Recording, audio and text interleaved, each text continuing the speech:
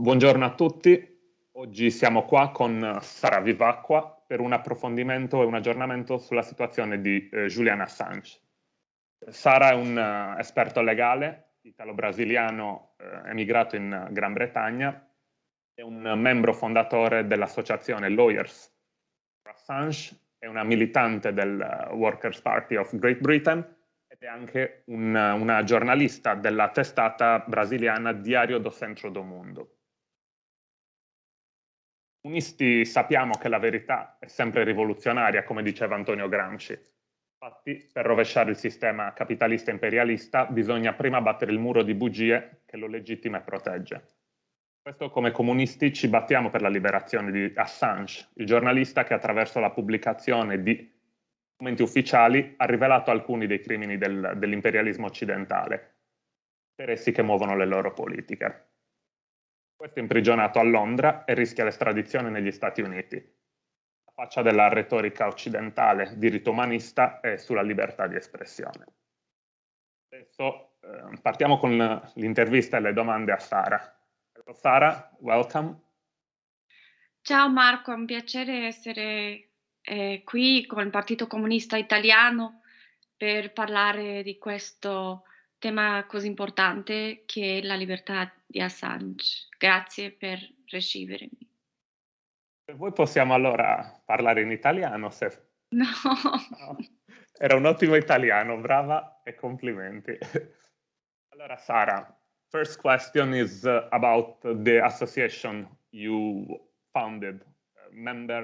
You're a founding member of Lawyers for Assange. Can you tell us more about this organization, please?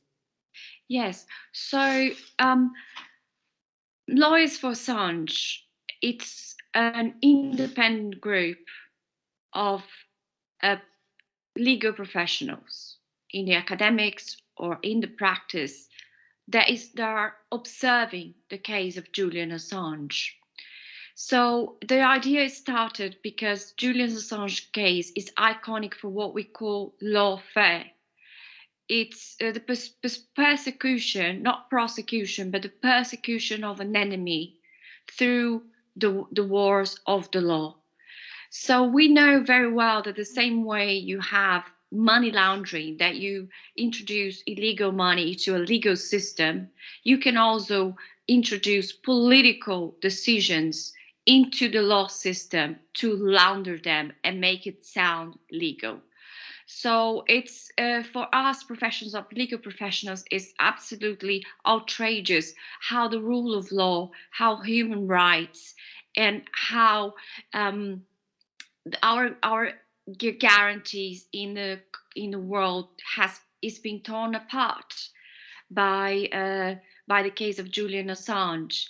So it's very important to remember that after the Second World War, the Occidental constitutionals accept that fundamental rights were not only political rights, but they were rights in the constitutional order.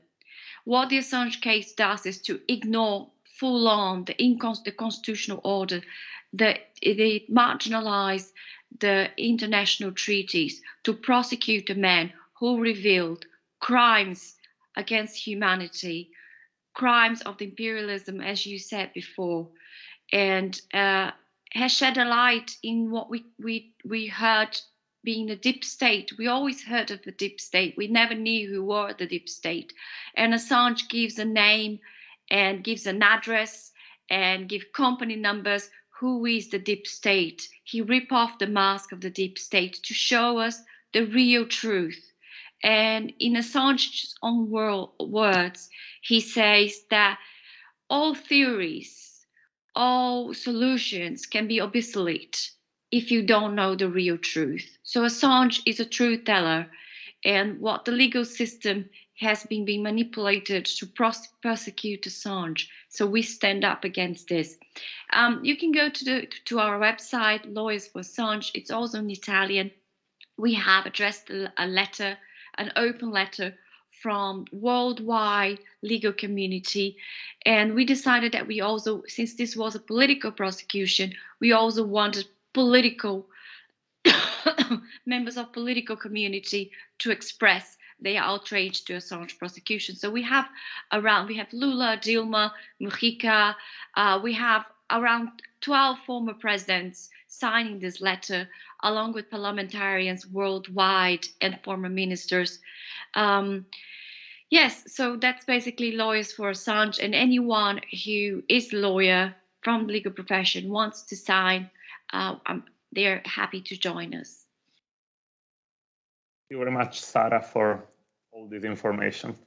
I give you little news, sad news, clearly, that the Italian Parliament actually rejected the proposal done by a little parliamentary group of granting political asylum in Italy for Assange, but as was easily foreseen, the wide majority of Parliament did against.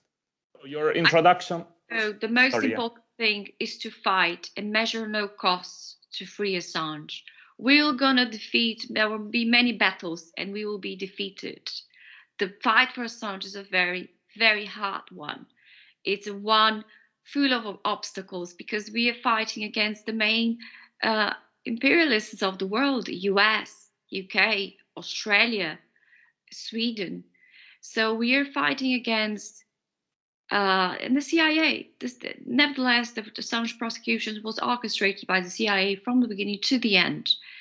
And today we know 30 CIA agents have revealed that there were plans at senior level CIA to hijack and kill Assange. So they came forward and they told us truth. We all knew that, but to have the confirmation from CIA officers, 30 of them, it's pretty different. So I think we should measure no costs in this fight for Assange, because Assange's rights are our rights, and it's our right to know, it's our right to participate in democracy, and for the great man Assange is as well. Thank you, Sara. Totally agree with you. So next question we prepared is more technical question. It is, what charges are being used to accuse Assange and to hide the political nature of the charges themselves? So I'll begin a bit with the history of the indictment against Assange. So the Obama administration, who was one of the administration who most prosecuted journalists and who also expanded the war on drones, were very reluctant to indict Assange because of what they call the New York Times question. So if we prosecute a journalist for publishing true information of public interest, we will need to prosecute New York Times, The Guardian, The Telegraph, or any other, Le Monde Diplomatique, El País, all other media who have engaged with WikiLeaks. So the Obama administration decided not to prosecute Assange. What the Trump administration did in order to prosecute Assange, they started indicting him through what we call the Espionage Act of 2017. The Espionage Act is an act that was it's a law during the First World War to prosecute pacifists and political dissidents. So it was a political crime. This law describes a political crime, what we technically call political crime. And this law has been considered by constitutionalists in the US as unconstitutional because it goes against the First Amendment, the right of free speech. In any case, this law has been used to prosecute people like Chelsea Manning, Daniel Ellsberg of the Pentagon Papers, but it was never before used to prosecute a journalist, and less so a journalist that it's not American, has never published or lived in America. So what we see here is the extension of the extraterritorial extension of the judicial American system. We see them going through the American territory to impose their legislation in a different country. So the extradition of Assange would set the precedent that any journalist talking about national security in another country, revealing true information, could be prosecuted. I think Saudi Arabia will salute such possibility to prosecute journalists worldwide that has no connection with Saudi Arabia, who talks about Saudi Arabia, true information of public interest. So Assange was indicted by the Trump administration, and later on, they used a former WikiLeaks collaborator who Ziggy Thornton. This guy is a convicted sex offender, a pedophile, in 10 cases, and there is one pending case against him. He used to work. He was a very talented computer geek who used to work for WikiLeaks for a long time, and he was in charge of the WikiLeaks shop, and he stole money from WikiLeaks, and he was expelled of WikiLeaks. So now this guy came and said that actually he was the one saying that Assange was a hacker. So the construction, the artificial construction was from this indictment. They saw it was too loose and too weak to prosecute someone for publishing information, because this is the criminalization of typical tasks of a journalist, which is encouraging the source, publishing the source, selecting information with the source, typical journalist activities. So they started to construe this element of Assange being a hacker. Assange used to be a hacker, but what he did was create a system where people could whistleblow true information without the need for hacking. And this upsets the media, the corporate media. You know, little WikiLeaks shamed the corporative media, showing that actually a man and a small team showed more truth than they have ever done. So Ziggy Thornton came lately saying that he lied because the CIA offered him some advantages, hospitality and other types of advantages. So Assange is being accused in 18 counts, 17 of them related to journalist activities like publishing, encouraging, and retaining, sometimes only retaining information, which we know it was the Iraq war logs, it was the Afghanistan war. We saw I think everybody knows this iconic picture of the helicopter Apache killing the Reuters journalists and innocent people as if it was video game. And also Guantanamo Bay. So the crimes being perpetrated at Guantanamo Bay. And one of the charges is incriminating Assange for hacking. Even if it was hacking, which is not, because Chelsea Money had direct access to that information. She didn't need to breach into any system to have that information. She worked for the US military. A hacking charge should be no more than 5 years in jail. And now we have here Assange being indicted for over 100 years to serve a sentence in the US prison systems, which the UN classified as torture. And what we see here is absolutely outrageous. You're using a political charge to charge a journalist and to expand the reach of your jurisdiction. It's a very concerning case. In legal terms, it's extremely, extremely concerning case. And that's why the legal community has been outspoken about the Assange case. You don't need to like Assange, but you understand how this perverts democracy through the use of lawfare. And Assange will be tried if he's extradited. He'll be tried by the infamous espionage court in West Virginia, which is a court that the jury is composed 80% with people from the intelligence community or related to the US community, the intelligence community, and has never acquitted anyone. So it's for a very good reason he has been indicted in Virginia. This leads me to the next question. What's the situation as of today about the extradition of Assange from the UK to the United States? So the procedure against Assange in the UK's courts, whether to extradite Assange or not, have been started, and the first decision started last year. And this year, in January, the district judge, which is the first instance judge, Vanessa Bareitzer, agreed with the US prosecution in all allegations against Assange, but in a what Roger Waters from Pink Floyd said, a mealy-mouthed judge. She was not brave enough to defeat the charges, but she made a kind of an agreement and say, well, we cannot extradite Assange because this would be oppressive.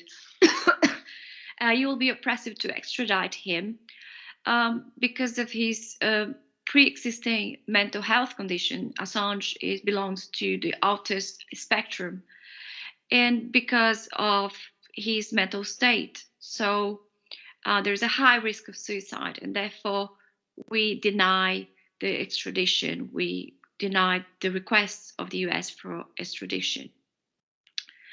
Now we have two judges. The US appealed straight away the decision and said that this extradition will not be oppressive to Assange because they could make it very comfortable for him in a US prison. They would give diplomatic assurances that after the fact, after losing the case, the US decided to offer what they call diplomatic assurance to say that Assange will not go to DX Florence, which is a maximum security prison, and will not stay under SAMS, special administrative measures. But we all know what kind of assurances, diplomatic assurances the US offer. I think Macron can comment on that. And I think the Iraq war, it was based on the diplomatic assurance of the US that there were weapons of mass destruction, which was a lie. And the US has breached those assurances before with other cases. Richard Medhurst, a British journalist, has covered those cases where the diplomatic assurance has been broken. But what is not said in this case is that, first of all, ADX Flores is one of the maximum security prisons in the US. It's not the only one. Secondly, there special administrative measures is one way of putting someone in solitary confinement in the US. You have many different ways of having solitary confinement.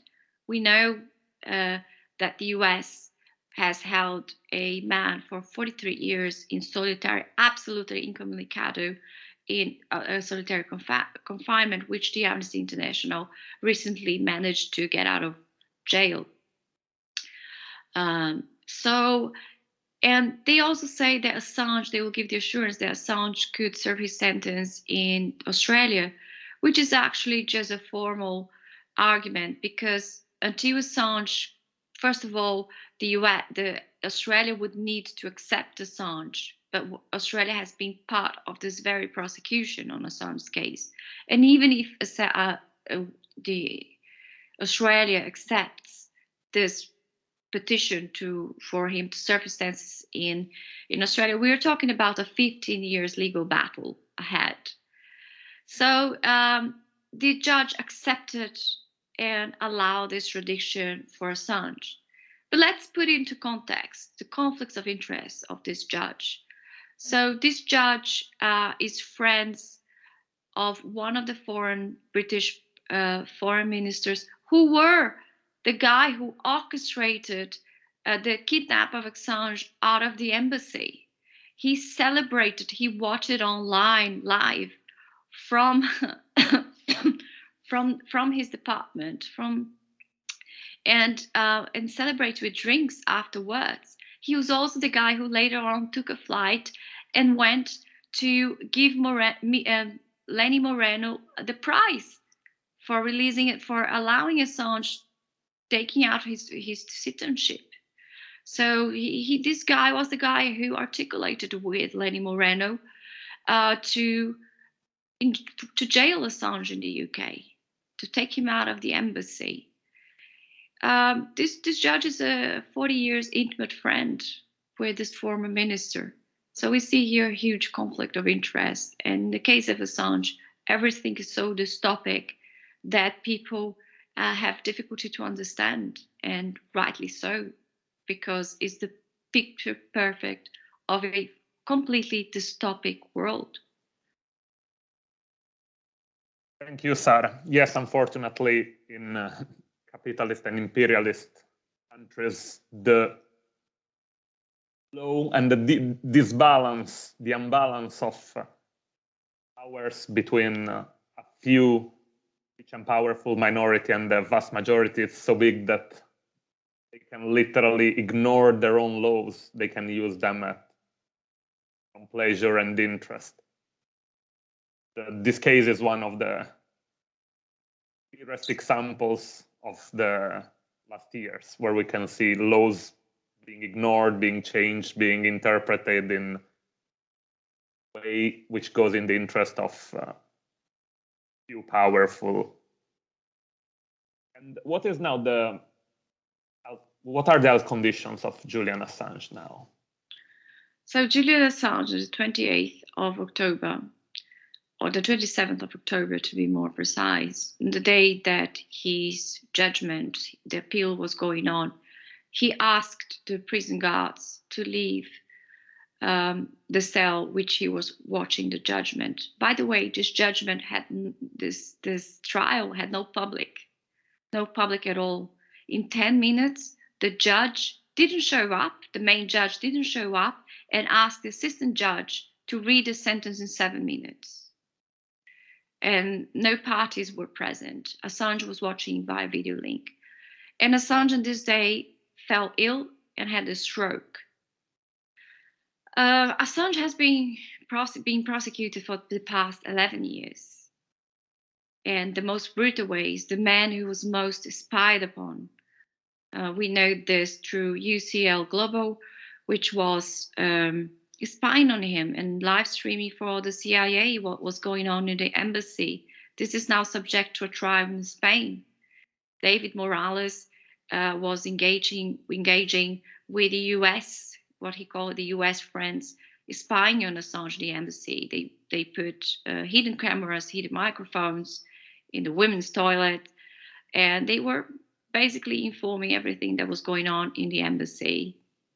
They even tried to stole one nappy of Assange's child to make a DNA test to see whether it was really Assange's child. So Assange is I think he's on the breaking point, to be honest. I think no matter how strong a man can be, how idealistic, and how assured he is of what he's doing is the right thing, I think everyone has a breaking point. And I think Assange is achieving this breaking point. And that's the plan. And that is the plan, is to kill Assange alive in slow motion. That's the plan.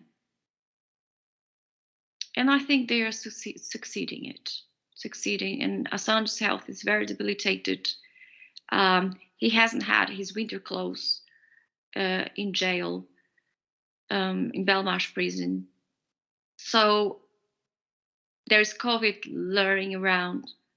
But I think Assange's psychological and mental state is one of a man of a brink of despair. Sara, thank you very much for all this very detailed and useful information. For sure, our party will go on and continue to try to defend Assange, to try to make history well known.